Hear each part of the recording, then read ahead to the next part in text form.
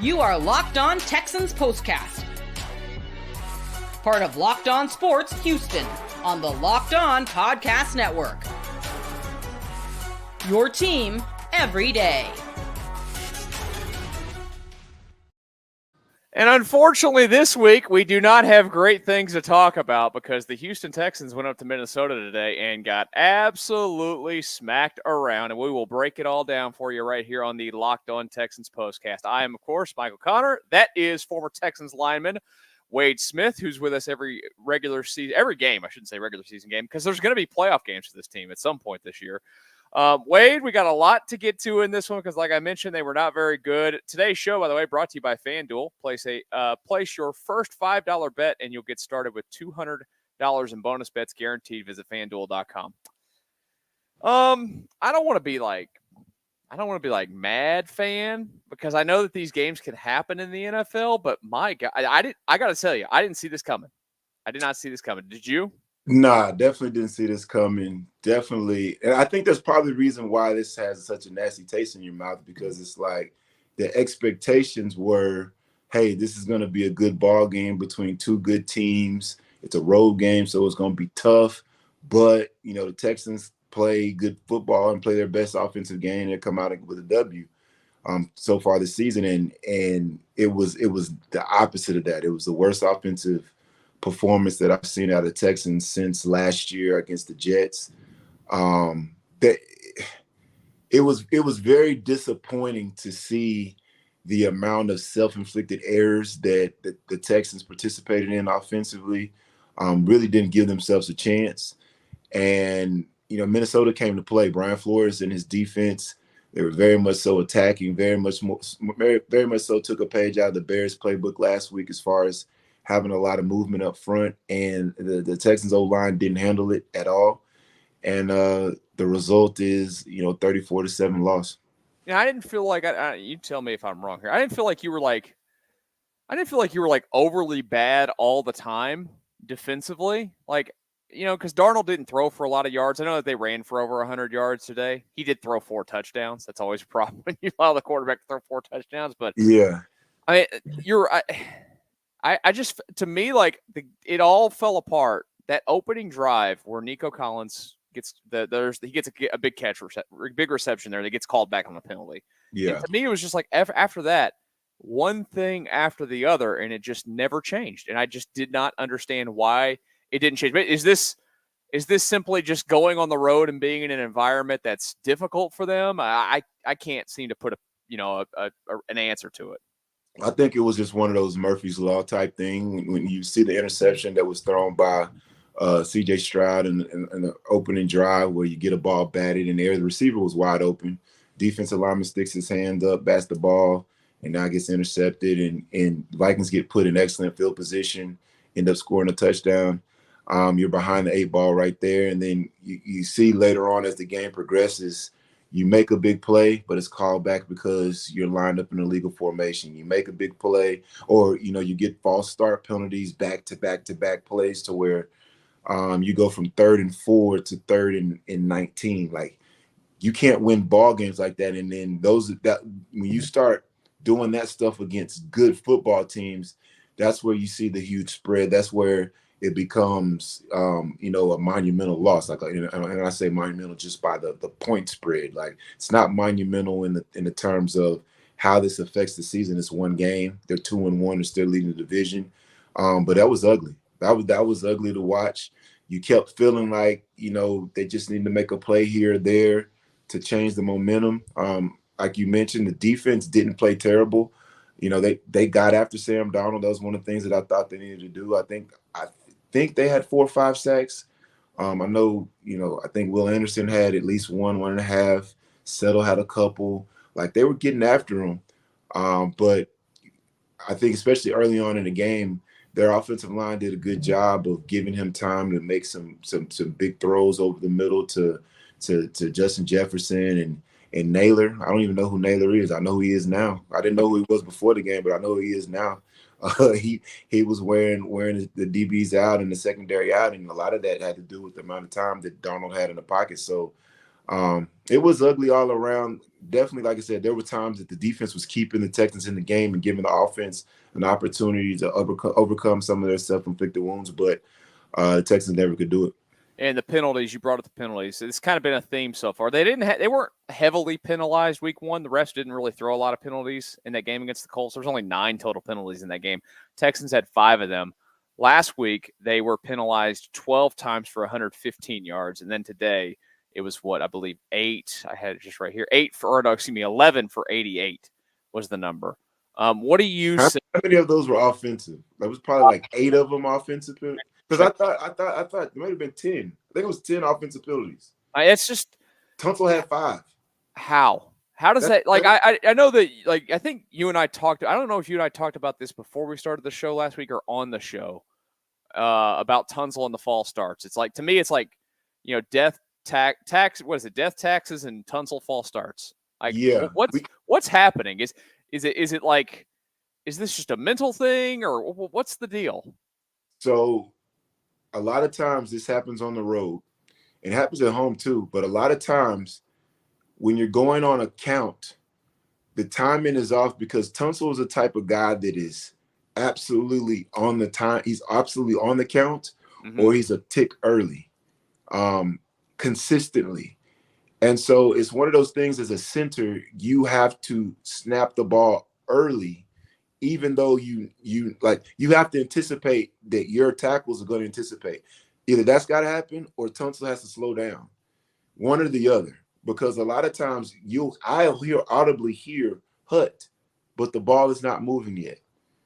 And some guys have better reaction times than others. And so Tunsil has one of the better reaction times in the league. Part of the reason why he's such a good left tackle and such a good pass protector is because he has that quick twitch and he has that ability to get off on the snap and get himself set up and block. But if you're too soon for when the snap goes, it doesn't matter. It just defeats the purpose. So between those two entities, between the actual snap count and with the center, when the ball actually gets moving, because they go off of the movement of the ball, not off of the words of the quarterback. If the ball's moving late, the center's got to pick up the speed or Tunsil's got to slow it down. But that's something that has to get fixed. That and then also the illegal formation deal. It's an emphasis in the league this year that they're calling legal formation on tackles getting too deep in their setup, like setting up off the ball. You get it called one time in the game. It used to be they used to give you warnings. They're not giving warnings anymore. They're just going to tax you.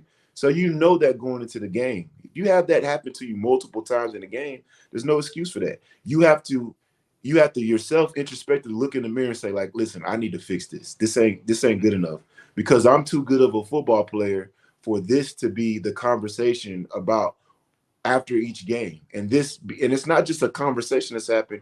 It's directly affecting making third and longs when you're converting them, but then the ball's coming back because you're not lined up properly or you're jumping off sides. Those things have to get fixed. And so I expect, Tunsil's going to have to look in the mirror and do it himself. Some of the other veteran guys on the team and up front, they have to get that corrected in that offensive line room. But to have the amount of penalties that as an offensive lineman, you cannot be the reason why we don't. You have to be the reason why we can. Mm-hmm. Because that's the thing as an offensive lineman, all you can do is help get your skilled guys in position to succeed.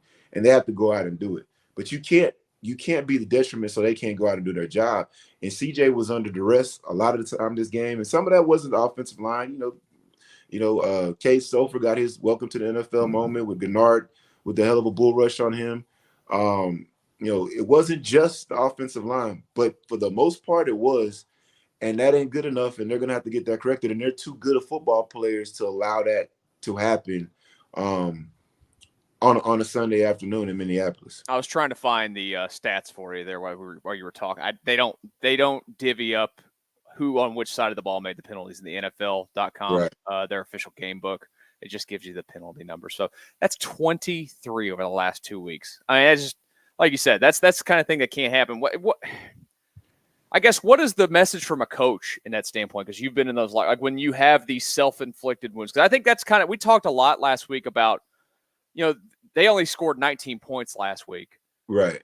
And a lot of it felt was self-inflicted that they weren't was. able to score those. They weren't able to score 30-plus points. So, like, what does D'Amico Ryans as the coach do here going into that locker room and saying, hey, guys, I know they're grown men and they know what they're doing and not doing, but, like, what do you do?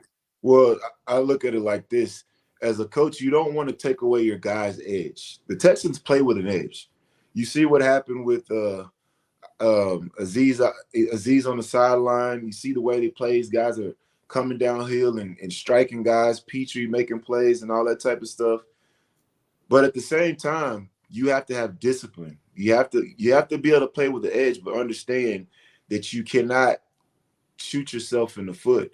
And first and foremost, you gotta talk to the guys directly and let them know that it's not okay.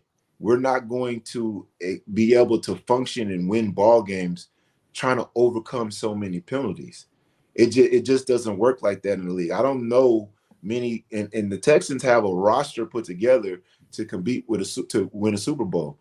How many Super Bowl champions lead the league in penalties or are in the top 5 in penalties? Doesn't right happen. Now, I haven't looked it up, but I bet you the Texans are probably in the top 5 in penalties. So if they want to do what they have the ability to do, they got to eliminate some of that stuff. They got to minimize some of that stuff. And a lot of that stuff is peer pressure. You mentioned the coach angle, but a lot of that stuff is peer pressure. A lot of that is looking on the film and saying, I don't want to be that guy that we're looking at on the film on the projector, and you got the red laser on you getting circled of, hey, we just converted this 3rd down, but now we're bringing it back.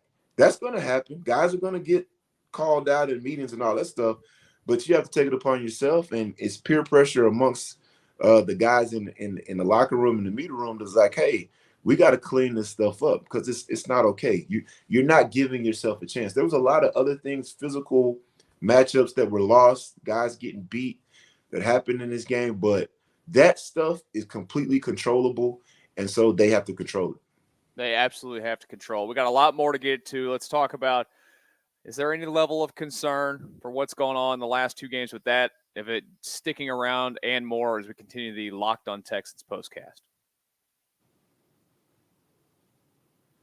Right now, I want to tell you about DoorDash. DoorDash has got you locked in with Locked Fall 24 right now for 50% off, up to $10 value when you spend 15 plus or more on your first order. This is a limited time offer and terms do apply. Of course, the promo is not valid for orders containing alcohol. Again, that's Locked Fall 24. It is football season. You don't want to get off your couch, so DoorDash it. Absolutely. Go ahead and get DoorDash. It's awesome. It's on-demand delivery, food, everything that you need so you can sit back and watch football and not have to deal with getting up. Again, the code is Locked Fall 24. That's LOCKEDFALL 24 for up to 50% off, up to $10 total value when you spend 15 plus or more on your first order. Don't get off that couch. Use DoorDash. It's a Locked On Texans Postcast after a loss. I didn't want to do this after a loss today, Wade. That's Wade Smith, former Texan, but we had to. Hey, something that we've noticed, obviously last week the Texans didn't run the football all that well. They did have Joe Mixon in the game. The Bears game plan for it after he just went off week 1. It is what it is. You expect one of those. You don't have Joe Mixon today. The running game did not look good. How much did you think they missed just Joe Mixon alone? I know that the offensive line, you credit to the scheme that Brian Flores and the Vikings put together. You credit to the pressure that they put and just the tenacity that they play with up front. But how much did they miss Joe Mixon?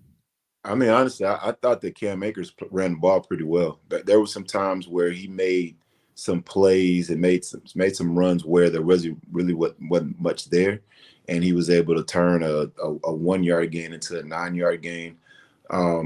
What I saw up front was that I thought that the Vikings took a page out of the Bears book, and there was a lot of movement up front, a lot of slanting, a lot of bringing safeties off the edge late in the cadence to where there needed to be either communication verbally or guys seeing it and just adjusting on the run, where we didn't do a good job of doing that up front. We just really didn't. And so you're seeing guys getting hit in the backfield. You're seeing, you're not able to the running back's not able to press the hole. And you, like I said, you got guys running free. And so that's something that has to be corrected. The way the NFL works, if you show that you can't handle movement, you can't handle pressure, you can't handle 8 guys in a box, whatever it may be, they're going to keep doing it until you show you that you can stop it. And so I know that's going to have to be the emphasis this week of communicating better between the left guard and the left tackle when they bring somebody off the edge late. There was a play where Tunsil will adjust out to the wide guy, and the left guard stayed in on the defensive lineman, and the defensive end that was on Tunsil slants inside. He comes scot-free.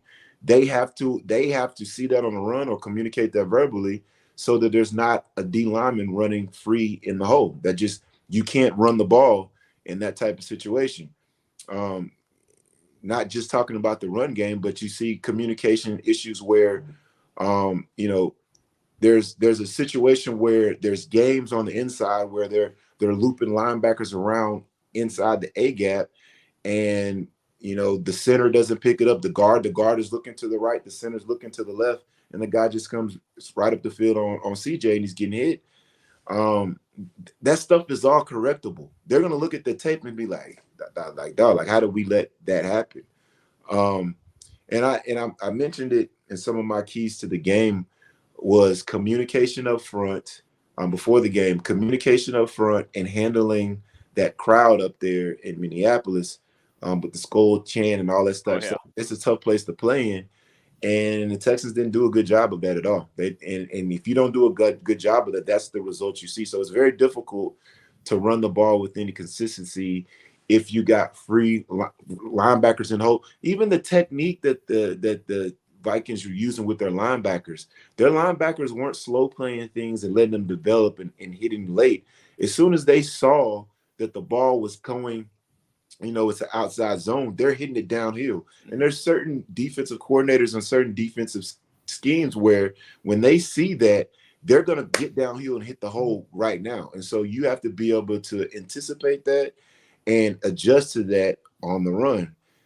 Didn't do a good job of that at all. And so that's why you didn't see the success in the run game that you would have hoped to get. And so, like I said, Joe Mixon wasn't there, and you want to be at full strength. But like I said, with what Cam Akers was given, I thought he ran the ball well. Yeah. And so I don't think that they missed Joe Mixon as much as they didn't handle up front the things that they struggled with against the Bears. And they're going to get tested like that again until they get that fixed. And at the end of the day, too, I mean, look, you're down as much as you are. You can't run the football that much at that point. Like, they hit that stage of the game where you got to be able to throw it. And they couldn't find any consistency passing, which, you go look at CJ's, stats today. It's not like he had a bad completion percentage. I think he only had 9 incompletions in the game, but it wasn't like there was big explosive plays. They had pressure in his face all day. It was a little bit interesting to see. He kind of looked like he was hobbled there a little bit at the end. I say interesting. It's not a good thing. I'm guessing that there's nothing serious there because, he's CJ Stroud, and I just think it's going to take a lot, like a concussion did last year, to get him out of a football game at any point this year. But I just thought that they just made life hell on him all day. And you and I talked about it before we started. Jonathan Grenard, he reminded you who he is. Blake, I thought even Blake Cashman had some moments today against his former team. It was like, those guys wanted to remind you, hey, maybe you should have given me the money there. Kami Grugier here did it as well. Yeah. He played well. Like a lot of the, Quisenberry comes in there and plays on the O-line for Vikings. There's a lot of crossover there between former Vikings guys that are here and former Texans guys that are there. And you always get up for those games. As a former player, there was 3 times in my career where I had a situation where I played for the Dolphins I started off as a rookie with the Dolphins for 3 years. I went to the Jets. When I played against the Dolphins, those are games you get up for. When I was with the Chiefs after I left the Jets, when you played the Jets, you're up for those games. When I was with the Texans after I left the Chiefs, you get up for those games. Even when I was with the Texans and played against the Dolphins, those older teams, go back a few years, you get up for those games. And so Gennard, he put his stamp on. I believe he might have 3 sacks. Yeah, 3 sacks today. Yeah, 3 sacks, and they were all very impressive. He was coming off the ball, manhandling guys. It was Grenard played like that for the Texans as well. His problem was that he couldn't stay healthy consistently enough to where I think it would warrant the Texans paying him. And you know, he's in Minnesota and he's doing his thing. I can't be mad at the decision the Texans made. They brought in Danielle Hunter, and Danielle Hunter has played well for the Texans so far. He played well today as well. So it was kind of a fair trade, I guess you can say. Give the Texans more flexibility, but Jonathan Grenard definitely played at a very high level, played a very physical game. And he didn't even just get sacks on the same type of people. He got sacked. He got one on the right guard on Mason. He got one on Cade Stover. I think he got one maybe on Tunsil. I can't remember for sure, but he was moving all around the place, letting it, wreaking havoc on the front. It was definitely a tough day for the Texans front, stopping him and stopping that entire Vikings defense. Let's talk about any kind of positives out of this. And we'll take a quick look at the Jags game coming up next week, and that's next here on the Locked On Texans Postcast. Well, you hear us talking a lot about FanDuel. Wade and I were talking about this earlier. The under hit today. It was getting a little tight there for the people. A little tight. The Texans were a favorite today, too. Now, you can get them for a 1.5-point favorite. Hope that nobody did that, but it's football. But NFL fans, you can start the season with a big return on FanDuel, America's #1 sports book. So when you get a hunch in the middle of the game, you can check on the latest stats, view live play-by-play, and so much more on the same page where you place your bets. You'll get started with $200 in bonus bets guaranteed when you place your first $5 bet. That's FanDuel at FanDuel.com. All right, it's the Locked On Texans Postcast. I am Michael Connor. He is Wade Smith. We appreciate you guys stopping by, those of you watching live, and that will watch it later on at your convenience. Because, I think today's one of those days, Wade, as a fan, if this was just me and I didn't have this show to do, or like when I'd be back on the radio in my years past, I probably would go away from football for a little bit. I would want to decompress for a few hours because I would be very, very frustrated. What would you as a player do after games like this? Man, you come home, you decompress for a little bit, and then I'm watching the tape as soon as I can get a hold of it to kind of see what went on, what went wrong. And those performances happened. I remember playing against the Giants in 2010. That was a terrible performance. It was a hard day at the office. 2010. I'm trying to remember that game. Usually I don't forget things like that, but 2010. That was the team. Now you guys went 6-10 that year, didn't you? We did. Had high expectations, and the defense couldn't stop anybody. Yeah, we started off 4-2. D'Amico blew his knee out. That's right. In that 6th ball game, and then after that, we couldn't stop anybody, and we lost a bunch of games, last play of the game type stuff because we couldn't stop anybody. But that year, I believe that game that D Brown had been suspended, and so we went up to the Giants and their defensive line. Like it was a rough day at the office as an offensive lineman. That game, I remember Raiders game, I believe in 2011, rough day at the office. Me personally against Richard Seymour. Like you have those type of games, but I was the type that's like, if you have one of those type of games, I want to take everything in to see what went wrong. Prepare myself for what's going to happen in the meetings because, like I said, you don't want to be the guy or the group that people are looking at on that video screen when you're watching it in the team meeting and being the one that's the reason why we couldn't perform. And sometimes you were kind of thankful if the coach just said, burn the tape, we're not going to look at it. You can look at it on your own. But I looked at it on my own to try to figure out what I need to do to improve myself and what we need to fix as a group. And I hope that's what happens in this case. They're like, hey, you as soon as you get a chance to look at this tape and get with your guys and start communicating and getting on the same page with some of the stuff that went wrong, some of the stuff that's correctable, start doing that now because, silver lining, this is one ball game. It only counts as one. As ugly as that looked, it only counts as one. And you still have, I believe, 14 more games left. And the last time I checked, the last team that went undefeated was in 1972. That was the Miami Dolphins, and nobody's done it since. So the Texans, it's a bad day at the office, but you got to move on forward. You got to play the next play. And inside of the division, the Colts did win today. They picked up their first win. The Titans got beat up by the Packers. Jags don't play until tomorrow night against the Buffalo Bills, which in the NFL tomorrow, I didn't realize that. We have a double Monday Night Football game tomorrow night. So plenty of football still to watch. Before we look ahead a little bit to that Jaguars game, do you have one positive they can give me? I'll give you my positive first real quick. Okay. Getting Stephon Diggs a little bit in the mix. I know that was we talked about players playing against former teams. Yeah. Stephon Diggs' former team there in Minnesota, his original team, at 12 targets for him today. I know that it was below 10 yards per catch, but 10 for 94. Like I thought that was a positive to get him a little bit more involved today.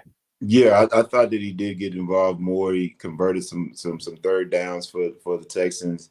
My guy that I thought was a positive was the other receiver, was Tank Dell. And some of his plays that he got involved in, they got called back because of penalties, but they were finding Tank Dell and he was getting open. And I think that's a good sign. And still Nico was Nico. Nico still made a bunch of plays. And so one of my other keys to the game was getting all three of those guys involved, and they did. But that was a long stretch, by the way, where Nico didn't have a catch for almost like the entire first half after that penalty. Right. But then, eventually they started getting involved. But I tell you what, man, I'm trying to think of any other positives, but I thought overall what the defensive line did, I thought they played a good game. I thought that was probably the one position group on the defensive side of the ball that I thought just, to a man, as a group, they played well. They got pressure on the quarterback. They got tackles for loss in the run game. I thought the D-line played a pretty good ball game. Besides that, I think there was a lot to be desired all over the field, and there's a lot of things that guys are going to have to look at and get corrected going forward. And the good news is that they don't have to stay out on the road. They're coming right back home. They've got 2 consecutive games at home. Jags next weekend, the Bills the following weekend. Let's go ahead and take a little bit of a quick preview ahead to next weekend. This is a Jacksonville team that I know internally has expectations that, they can contend for the division. I'm sorry. You played against them for years. You know what it's like to whoop up on. I'm never going to believe that the Jaguars can do anything. I just think they're one of those franchises that's cursed. It's just they might have some seasons where they win. They might look okay. I don't think at this, team that they've put together this year, what's the massive difference from last year? Well, it feels like they lost some weapons for Trevor Lawrence. And you're playing him at home. I don't want to trick myself into it, but I just can't see a scenario where you and I are sitting down next weekend and talking about the Texans losing at home to Jacksonville. Yeah, it just doesn't seem realistic. Jacksonville is always Jacksonville.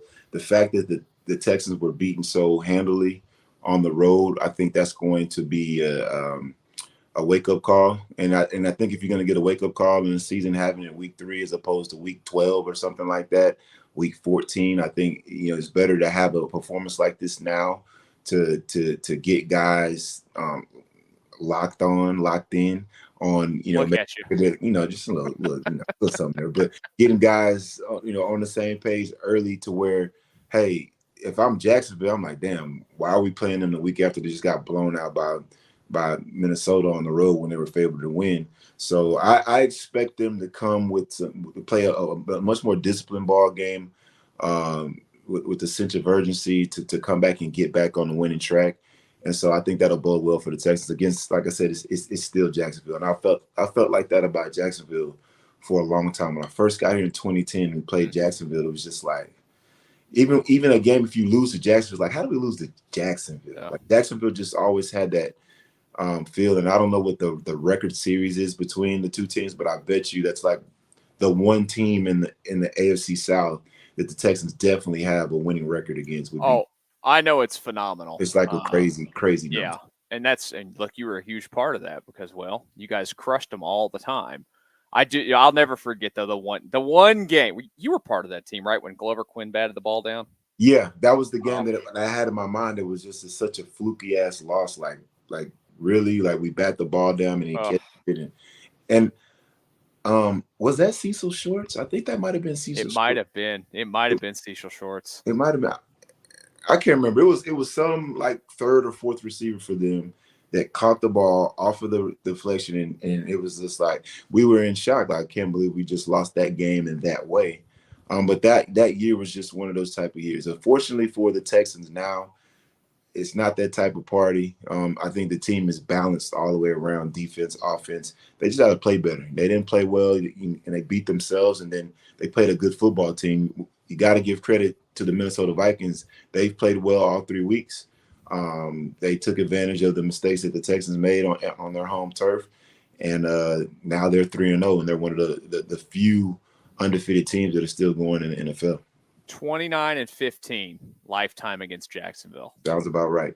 Yeah, and that one game, I was trying to find it real quick, but this is just me trying to scroll too quickly to see who caught that ball. We're just going to go with Cecil Shorts. I think that's who did it. You know what? That's not going to happen next weekend. No, listen, it's what they call the get right games. I think this will be a get right game for the Texans. I think that this will be an opportunity for them to release some frustration on guys, because when you play like that and you have a loss like that, you're looking to go hit the next person in the mouth as soon as possible. Like, you're wishing that maybe this is a Thursday night game or one of those random Saturday games that the NFL comes up with later in the year. But, fortunately, they got to wait the whole week to play next Sunday. But the Texans will be ready to go. One last thing before we say goodbye, and it's not Texans related, just because we just watched them play. There's going to be a lot of talk about in the NFL coverage this week. You think Minnesota's a legit contender with Sam Darnold playing quarterback? They're 3-0. If he keeps playing like that, the defense is legit. You got Brian Flores. They got the talent on the defense, and Brian Flores calling defense. He's always been a good defensive play caller since his days back in New England. He was good defense and with the Dolphins when he was there. The offensive scheme that they run is the same one that the Texans run. You got Aaron Jones at running back in that scheme. Very, very effective, talented football player there. Justin Jefferson, if not the best receiver in the league, one of the top 2 or 3 in the league. Their biggest thing is, can Sam Darnold stay playing at a high level? He played at a high level today. So I'm going to give them credit and say that they are a contender. I think they're a legit contender. The Detroit Lions are going to have their hands full of repeating as their division champions, because the Vikings look really good. And the Packers, they're surviving without Love so far. I mean, that throw them in the mix too. It could be an interesting division. The AFC South might not be that interesting, but we never know. You never know. It changes every single week. Well, Wade, thank you as always. Great talking with you this week. Thank you to those of you that joined us here live on the show. Don't forget to hit the subscribe button. We hit the 2,000 subscriber mark last week. This channel's taken off since April, and it's a big, big part of it is everybody that hits it. So keep on subscribing and come back and join us again after the game against the Jaguars. We hope you guys have a great rest of your Sunday. Hopefully there's some wins involved throughout the week. I'll be with you all week with the Astros shows, their final week of the regular season. So talk to you guys then right here on the Locked On Sports Houston page.